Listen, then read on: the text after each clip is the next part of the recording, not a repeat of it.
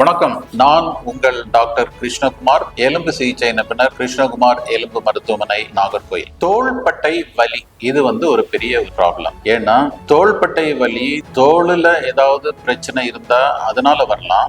Heart problem இருந்துச்சுன்னா கூட இடது தோள்பட்டையில வலி வரலாம். கழுத்துல எலும்பு தேய்வு, டிஸ்க் ப்ரொலாப்ஸ் ஏதாவது இருந்தாலும் தோள்பட்டை வலி வரலாம். சோ இந்த 3 காரணம், பிரதானமாக இந்த 3 காரணத்தினாலதான் தோள்பட்டை வலி வருது.